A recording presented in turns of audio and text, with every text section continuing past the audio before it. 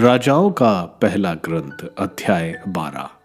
सिखेम की सभा। रहबाम सिखम गया क्योंकि सभी इजरायली उसे राजा बनाने के लिए सिखेम में एकत्रित हो रहे थे। नबात के पुत्र यरोबाम को भी इसकी सूचना मिली। अब तक वह मिस्र में रह रहा था, जहां वह राजा सुलेमान से भागकर गया था। लोगों ने उसे वहां से बुलवाया। यरोबाम और इज़राइल का सारा समुदाय रहबाम से बोला, आपके पिता ने हमारे कंधे में भारी जुआ रख दिया था।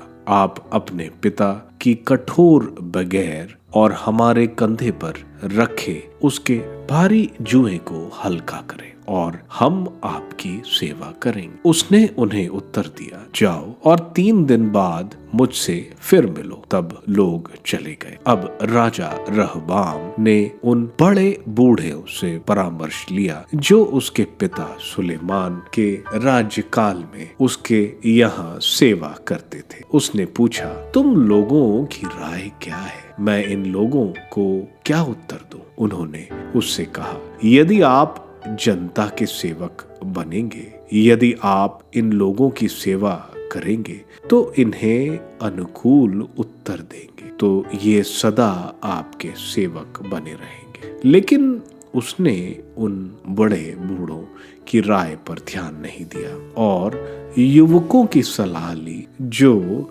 उसके समावस्त और उसके सेवक थे। उसने उनसे पूछा, तुम लोगों की क्या राय है? मैं इन लोगों को क्या उत्तर दूं जो मुझसे कहते हैं, आपके पिता ने हम पर जो जुआ रखा उसे हल्का करें। उन युवकों ने जो उसके समावस्त थे उसे यह उत्तर दिया, जो लोग आपसे कहते हैं, आपके पिता ने हम पर भारी जुआ रखा, आप हमारा जुआ हल्का कर दें।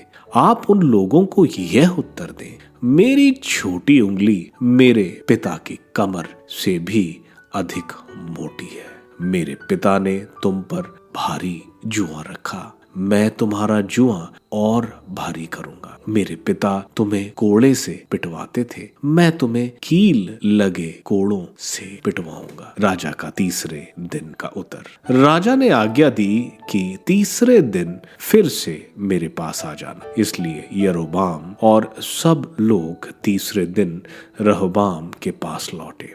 तब राजा ने उन्हें कठोर उत्तर दिया। राजा रहबाम ने नेताओं की राय की अवहेलना कर युवकों की राय के अनुसार उनको उत्तर देते हुए कहा, मेरे पिता ने तुम लोगों पर भारी जुआ रख दिया, मैं उसे और अधिक भारी करूंगा। मेरे पिता ने तुम्हें कोड़ों से पिटवाया, मैं तुम्हें कील लगे कोड़ों से पिटवाऊंगा। इस प्रकार राजा ने लोगों की मांग पर कुछ ध्यान नहीं दिया, क्योंकि यह प्रभु की लीला थी, जिससे शिलो के अहिया के माध्यम से नबाट के पुत्र यरोबाम के प्रति प्रभु की वाणी पूरी हो जाए। इजरायली दाऊद के घरानों से अलग। जब सब इजरायलियों ने देखा कि राजा हमारी नहीं सुनता, तो उन्होंने राजा को उत्तर दिया, दाऊद से हमारा कोई संबंध नहीं, यशै के पुत्र के साथ हमारा कुछ लेना देना नहीं। इजरायलियों, तुम घर लौट जाओ, दाऊद तुम अपना घर संभालो। इस पर इजरायली अपने अपने घर चले गए।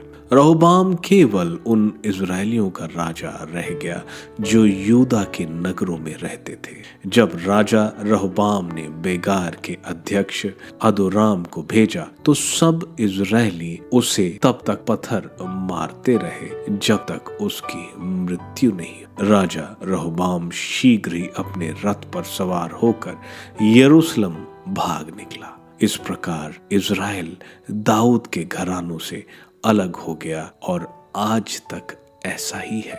यरोबाम इजराइल का प्रथम राजा। सब इजरायलियों को मालूम था कि यरोबाम लौट आया है, इसलिए उन्होंने उसे अपनी सभा में बुलाया और इसे इजराइल का राजा बनाया। यूदा वंश के अतिरिक्त और किसी भी वंश ने दाऊद के घराने का पक्ष नहीं लिया। जब रहबाम यरूशलेम आया, तब उसने यूदा और बेन्यामीन वंश के 1,80,000 चुने हुए योद्धाओं को एकत्रित किया, जिससे वह इज़राइल के घरानों से लड़कर सुलेमान के पुत्र रहबाम के लिए राज्य फिर प्राप्त करें। लेकिन ईश्वर भक्त शमाया को प्रभु की वाणी यह कहते हुए सुनाई पड़ी, सुलेमान के पुत्र यूदा के राजा रहबाम तथा यूदा और बेन्यामीन के सब इज़राइलियों से कहो, प्रभु का कहना है कि तुम अपने भाई बंधु इज़राइलियों से लड़ने मत जाओ। प्रत्येक व्यक्ति अपने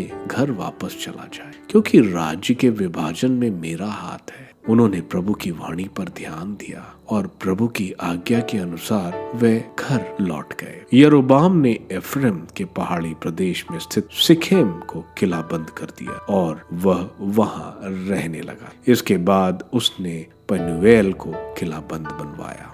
धार्मिक मतभेद। यरोबाम ने अपने मन में यह कहा, मेरा राज्य फिर दाऊद के घराने के अधिकार में आ जाएगा। यदि यह प्रजा प्रभु के मंदिर में बलि चढ़ाने के लिए यरूशलेम जाती रहेगी तो उसका हृदय उसके स्वामी यूदा के राजा रहबाम की ओर आकर्षित हो जाएगा। ये लोग मेरी हत्या करेंगे और यूदा के राजा रहबाम के पास लौटेंगे। इस बात पर विचार करने के बाद राजा ने सोने के 2 बछड़े बनवाए और लोगों से कहा, तुम लोग कुछ बहुत समय तक यरूशलेम जाते रहे। इज़राइलियों, ये ही वह देवता है जो तुम लोगों को मिस्र से निकाल लाए। उसने एक मूर्ति बेथेल में स्थापित की और दूसरी मूर्ति दान में। यह लोगों के लिए पाप का कारण बना, क्योंकि वे इन मूर्तियों की उपासना करने के लिए बेथेल और दान जाया करते थे। राजा ने पहाड़ियों पर भी